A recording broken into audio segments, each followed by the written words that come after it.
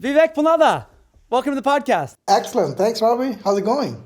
It's going great. It's a pleasure to see you again. It's been what, 2-3 weeks since I saw you last? Yeah, just a couple of weeks.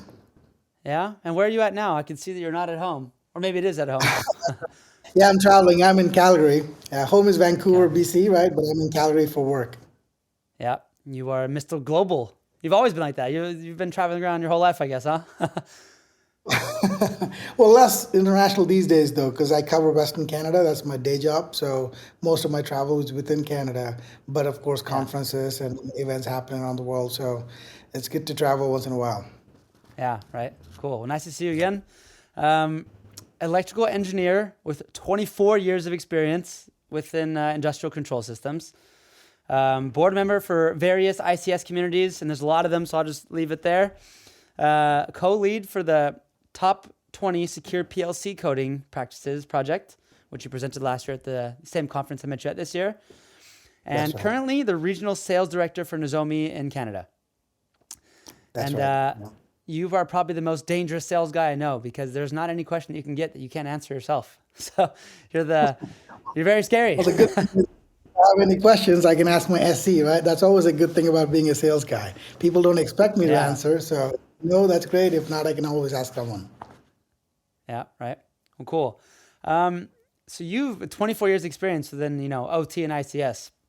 You've you've seen the whole digitalization of OT and ICS, and you've also seen like the whole, I don't know, birth and growth of cybersecurity. Which one's grown faster? Oh man, that's an interesting point. Yeah, digitization has been happening for a long time now, right? Because I remember when I started, it was a plant that was really old at the time and had pneumatic instrumentation, so not everything was connected. There was no milliamp signal either, right? For transmitters, local control systems, and then of course, within a couple of years, that plant was modernized. Everything was latest and greatest. So we've seen that. I mean, functionality increased tremendously. So people love the fact that you can. Communicate to more devices, collect more data, all that good stuff.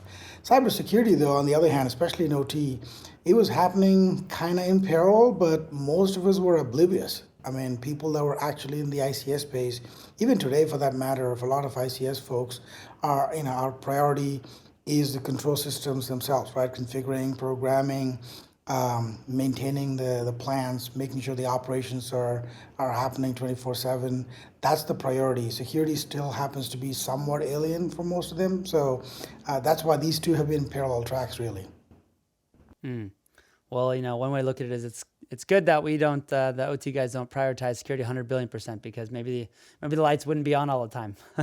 So yeah, there's some trade-offs there, I guess.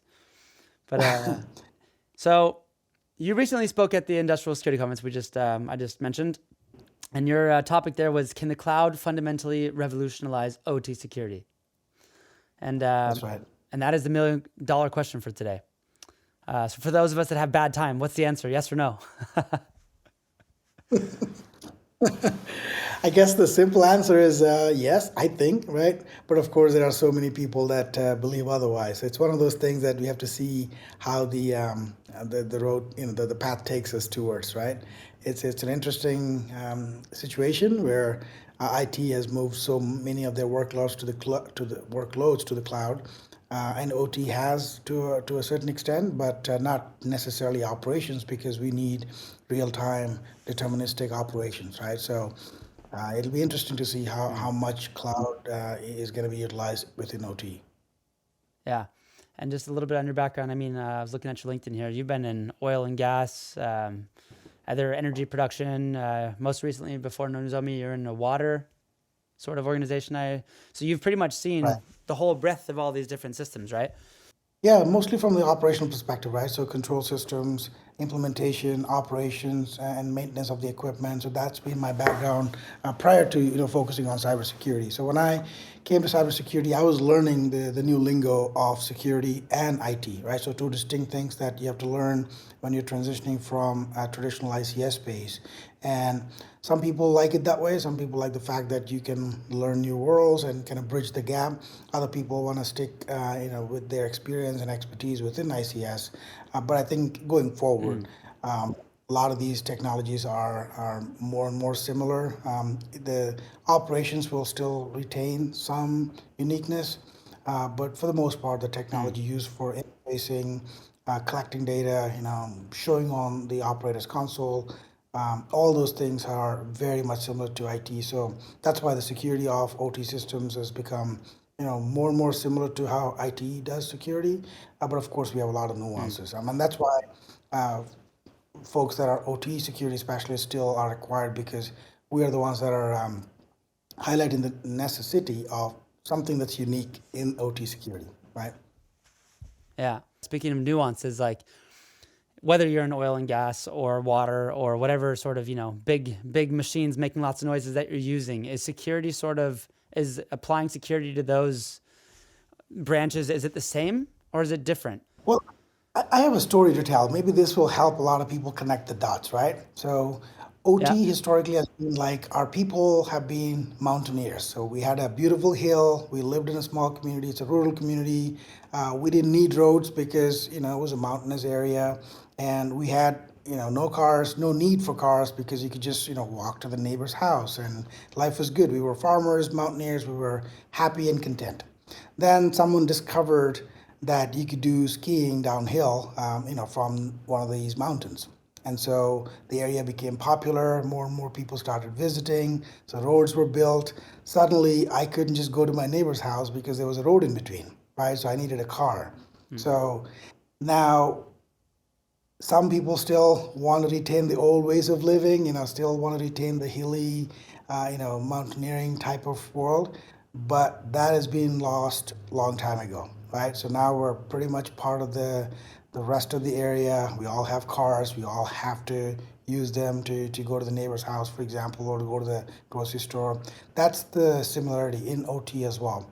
So historically isolated systems within the ICS OT space are more connected now, and many of them are using IT technologies to connect. So essentially, Windows computers in play, routers and Fortinet or Cisco or Palo Alto firewalls in place. So pretty much all the gear you see in IT has been somewhat repurposed or utilized within the OT space. So that's why most of the OT security could also leverage the same IT security best practices. However, the mm, bottom line is the ICS equipment, the big equipment that you talked about, whether it's refineries, big gas turbines, or any of these equipment that has to operate in a deterministic manner. And you need to make sure that it's running 24/7 in a safe manner. Those priorities are not typically present in IT, right? So that's why there is a mm, uniqueness and special requirements at the very end of the chain, right? But till you get to the chain, there are many things that could be leveraged and managed very similar to IT security. mm, mm. Um, you're friends with Patrick Miller, right? Another guy that was on the stage at the conference, and he said, everybody in the room that thinks that your OT and your ICS systems aren't going to be connected to the cloud within the next 10 years. You just need to realize that you're going to lose that battle, and you just need to instead start, making plans for how you do that in a secure way, because you don't get to decide. Do you agree with Yeah, that? I totally agree, because security is not the one that's making the decisions, right? Connecting to the cloud or connecting business systems or getting data out of the plants or installing new IoT systems, making more OT and IoT, utilizing the same network. All these decisions are not being made by security people. They're made by users, made by decision makers that are investing dollars. So that will happen no matter what. So security has two choices, right? Either keep saying no and then nobody will talk to us, right? They'll sidestep and do something Do it different anyway. uh, Mm, compared to what would be, a secure way of doing it. It's no different from, I guess, adults advising kids, right? Once the kids are adolescents, teenagers, they'll start making their own decisions, and you can only guide them. There is nothing in the world that you can do if they decide to do something other than what you told them, right? So you might as well, start making sure that they're able to drink in a safe manner, or have a car or vehicle to drive in case they're impaired. So things like that that security could do in the ICS space, in the OT space, to assist, as opposed to keep saying no, keeping enforce rules that they're not going to pay attention to. So the business decision makers, the users, are going to use less secure ways to get things done if security is not part of the conversation. Yeah. And I always sort of assumed that, they wanted to, or asset owners wanted to connect to the cloud, digitalize that sort of stuff going on there because they wanted to have more efficient operations, make better choices, make things faster, more efficient. But then Patrick, back to Patrick, he also said that in the next 5, I forgot how many years it was, but in the future that asset owners will be making more money on the data of their operation than the operation itself. Is that something you agree about as well? Maybe not, right? Is that something that, first of all, I'm not an expert in, but it's an interesting thing to consider because it happened in the IT world already, right? Like, for example, the Facebooks of the Yeah, world, exactly. they've already operationalized data. They've already figured out how to make money off of people's data, right? However, is that going to translate into the OT world? To some extent, maybe, right? When you're able to package things together and sell it to someone else. However, I think at the end of the day, you'll still need other business value, right? I mean, people's data can only go so far. For example, if you're able to package data together, like I think one of the examples he was giving was usage data in a community for power, right? Like consumption data, who's using, what time they're using, what type of vehicles, what type of power consumption. All the data is useful for someone, right? Like if you're managing the grid or if you're trying to bid on some projects to develop some additional power, it's definitely useful for them. So they will pay for it to a certain point, and then they might not need it, right? Like, you also hear this term that Google doesn't need any more of our data because they already have everything they need, right? Yeah. They can predict way better than what you can tell them these days, so they don't need our data anymore. In fact, when they came up with those privacy settings to delete users' data after a certain period, that's what people were saying, that within that period, they have all the analytics they need to be able to monetize it. They don't need any more. So after a certain point, they don't care for that data, right? Same thing in this Yeah. world, I think. There might be some opportunity or some period of time, and that data is definitely more valuable than the operations themselves.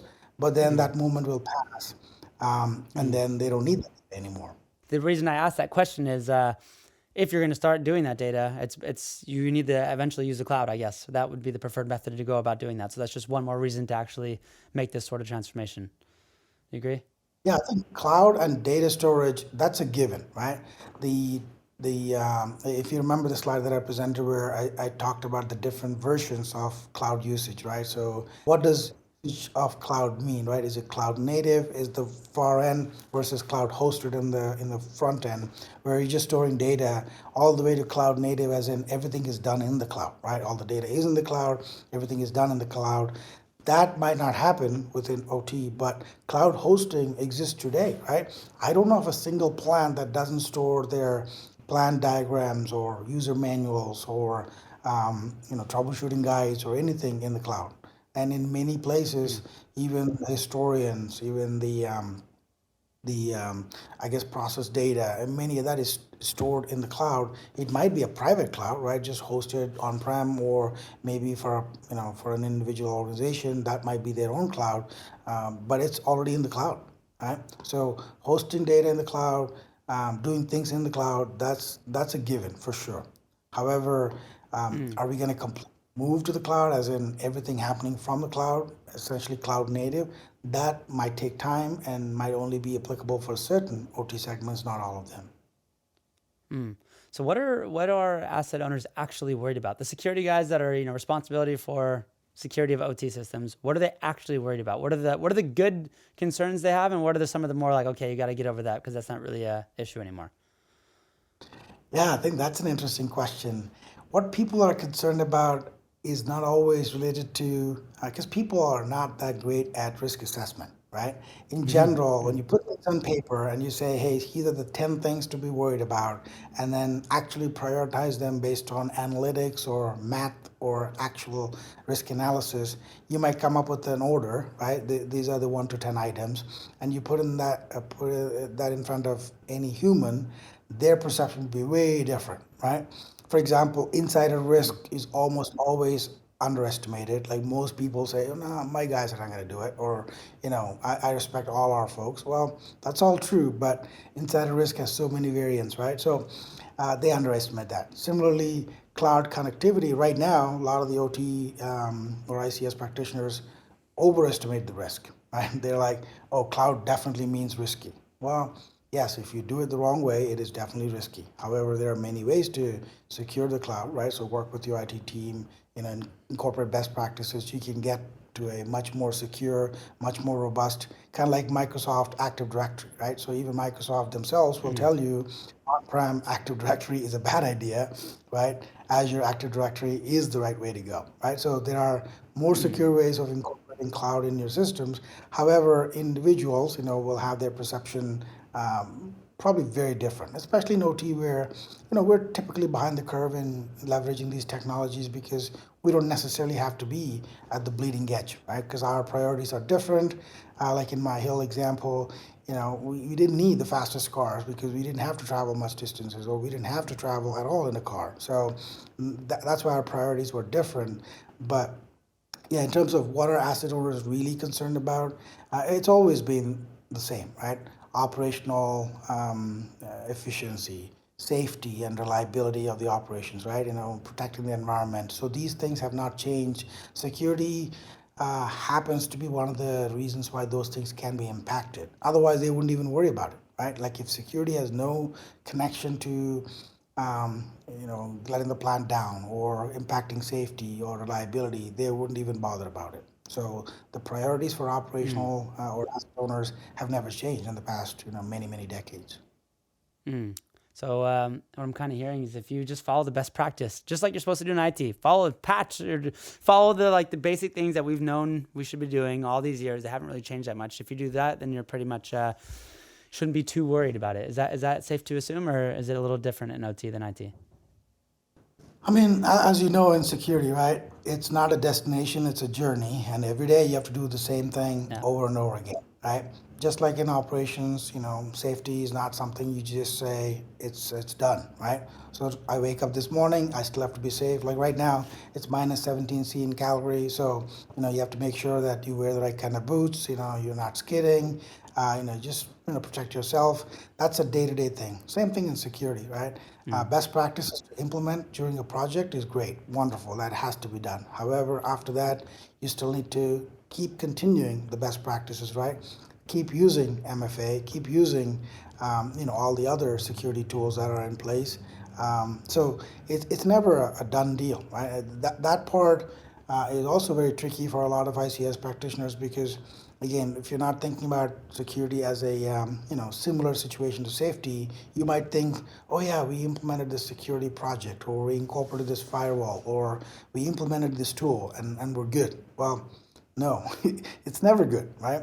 Every day you get a phishing Mm. email from someone, you know for a fact that you're at risk every second in an email situation on the IT side. Similarly, in the Mm-hmm. OT world, I mean, every time you do something, Mm. download to the PC or configure something and make a mistake or avoid misconfigurations. Um, just like you would worry on the safety side, you have to constantly look out for the security implications and make sure that you're applying that every day.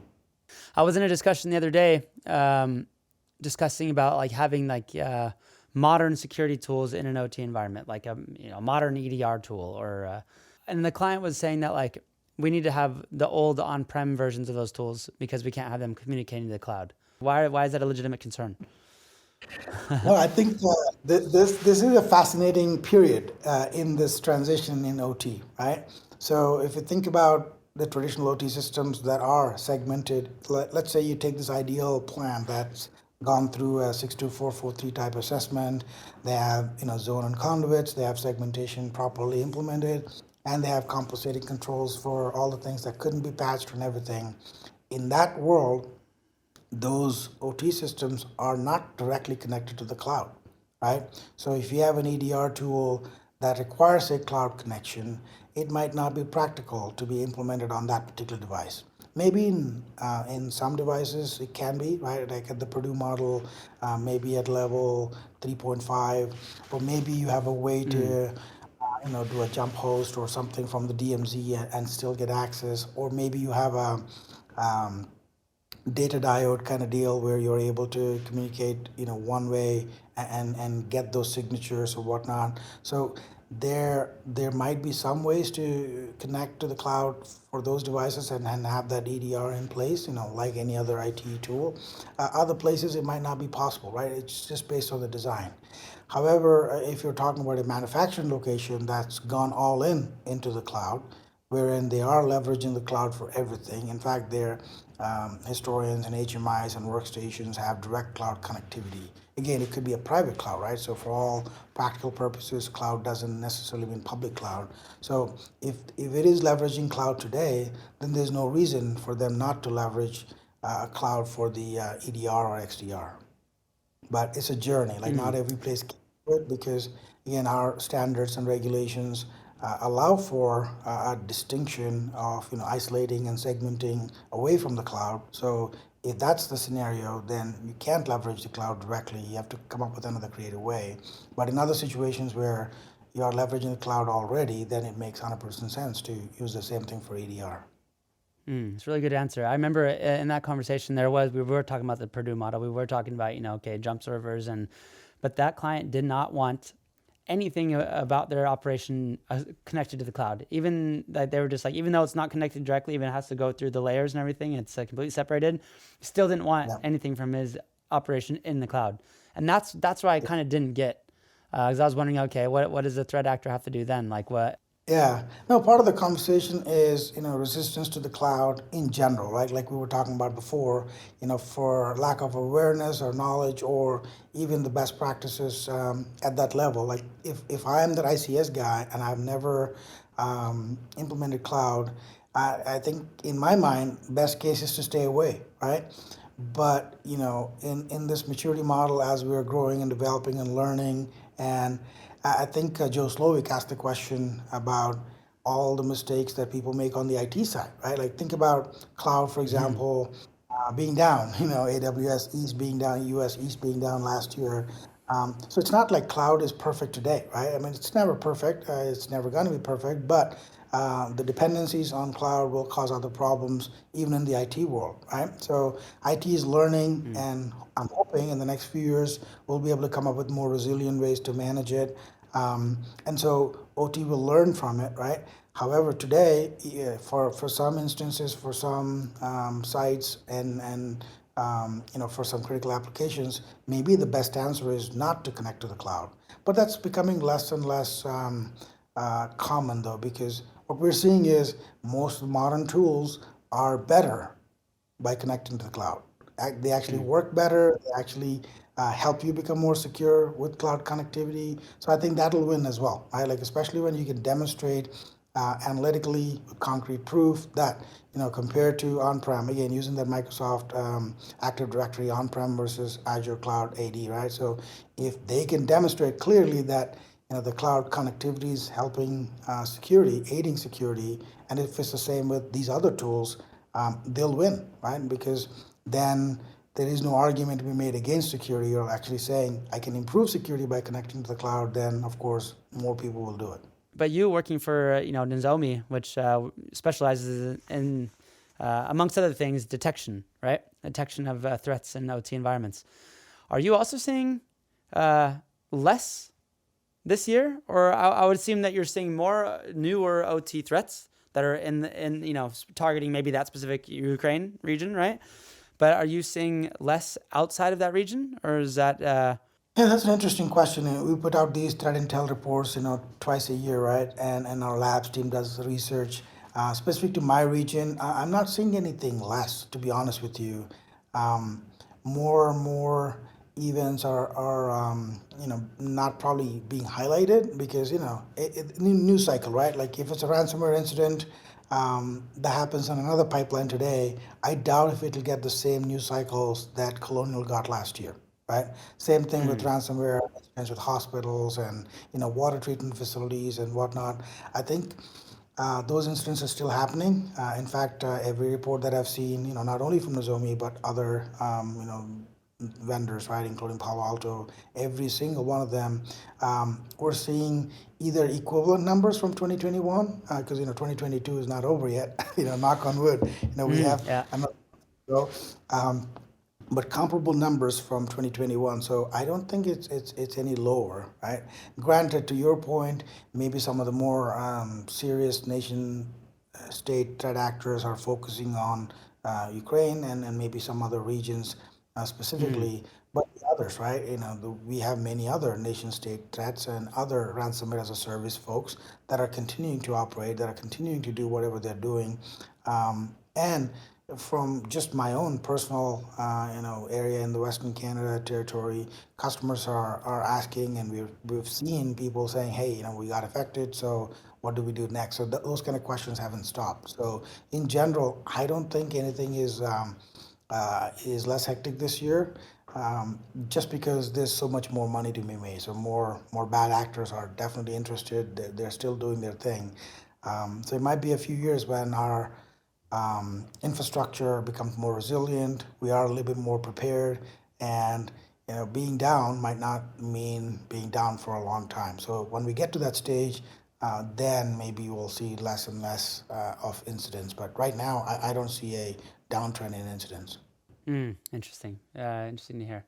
And another question. I know you don't have the answer. Nobody has the answer to this, but what do you think? Let's say, hopefully, this war ends very quickly, right? What do you Yeah. expect to see then, if that does happen? Um, to be honest with you, I don't think anything Or fundamentally when that does changes happen? for us. Because Mm. I'm hoping, like all of us, right, that the war ends and people don't suffer anymore. But in general, I don't think that changes the ball game for any of our OT security practitioners anywhere, right? Because Mm. the threats are very similar. In fact, more people are interested and more people are doing something about it. However, the threat actors will continue to go down the path and find the low-hanging fruit, right? So before they were Mm. able to attack IT systems and claim ransom, but now more IT systems are resilient, and maybe OT is more of the attack surface. So maybe they'll start attacking more OT directly. But in any case, these are criminals, right? So unless we get to a stage where we're all more resilient, or on the other hand, more nations get together, have common rules of engagement, be able to identify criminals and get them to court. So those things are the ones that will make a difference, right? Unless we reach that stage, Mm. a war in Ukraine, or I mean, even the ones in the Middle East, right? It's not like the wars have stopped in the past 10, 15 years. They've just happened in different Nope. places at different times. So yeah, I think to really see a difference in the future, it has to be that more critical infrastructure has become resilient already, and more nation states have come together to deal with this problem at a nation level, international level, as opposed to right now, to each their own, right? We're all struggling, Uh, trying to figure out, who are we protecting against. In fact, the 62443 standard had to explicitly mention that, hey, you have to have a range where at the very top end, at security level 4, you're protecting against nation states. But hey, you got to get to mm. 1, 2, 3 before you get to that 4. So that 4 is Yeah. where Right. no amount of defense is enough, right? Because nation states have unlimited budgets, and how do you compete with that if you're an individual? Mm. Interesting. So, when you talk amongst in your circle, right, with the people that actually know what they're talking about, what are you guys talking about? What do you think is guys and girls? What do you think is cool these days? Like, what's in your crystal ball of things that you think are interesting and are new and up and coming, if any? Um, that is an interesting question. So we are seeing a lot more virtualized environments within the OT space, right?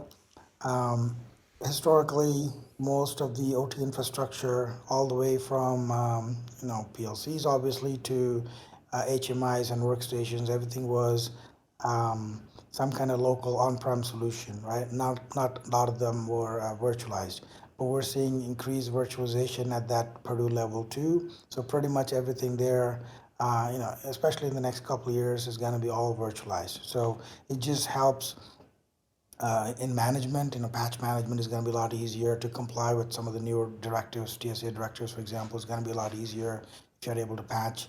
Um, and then even the SBOM discussion in OTs is gaining a lot of traction. Identifying vulnerabilities and addressing them at a component level is going to be an interesting conversation in the future as well. Um, PLCs, I think they'll still remain very similar to what they are currently, but we have seen some virtual PLC options, more connected PLCs. In fact, my biggest ever engagement on LinkedIn was about a post about cloud connected PLC. And it was interesting to see some of the security practitioners saying, man, just don't do it. And others saying, well, it's not a choice, it's happening already. Like, what do we do, right? But in general, yeah, I think um, the Purdue level 2 and above, everything will look very similar to IT going forward. So we could leverage a lot more IT best practices and IT security tools at that level, including cloud, like you were saying. Um, but Mm, yeah, I think uh, on the instrumentation and control side, right? Like we're seeing a lot more connected devices, IoT devices, IO. Right now, the field IO, for example, that's wired, that could be also in the cloud, meaning they have wireless connectivity. In fact, I saw a post just a couple of days ago about how they were leveraging just regular Wi-Fi spectrum, which is probably a bad idea, right? mm, However, we'll see more of that application. So mm. again, anywhere people can incorporate cloud, they are incorporating. They're not asking for permission, they're just doing it, right? So we just have to find out how to secure it. But yeah, in terms of Mm. cutting edge, um, I saw an announcement from GE earlier today about Digital Ghost. That's something that they've been working on for a long time, which is essentially a combination of um, the digital twin, which you probably heard of, right? Like completely leveraging a Of duplicate course. of a process for efficiency, but in this case, they're also using it for cybersecurity. So, yeah, we have some uniquely process-driven OT things happening, but most of it leverages cloud or digital transformation in one way or the other. Interesting. What they call it, a digital ghost? Is that what they said? So, yeah, that's the brand Cool. name. So that okay. So that would wow. It sounds cool. I guess that's just sort of like security validation using digital twins. So they take a digital copy of the plant and they just do exercises on it to see Yeah, what can security see and happens what's to not. be it's an additional benefit of the digital twin, right? So having a digital twin helps you do other process efficiency improvements, Mm, market-driven power management, all that stuff, right? And then security happens to be a side mm, benefit because, if you have a bunch of process sensors that are now showing incorrectly because someone was trying to manipulate them, and your twin is going to say, hey, that's not right. It shouldn't be that value. So you can actually mm, validate process sensors and anomalies.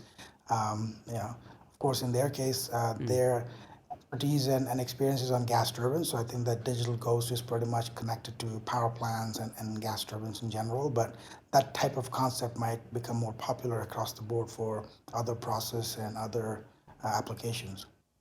Yeah. Well, I like the name at least. Digital ghost.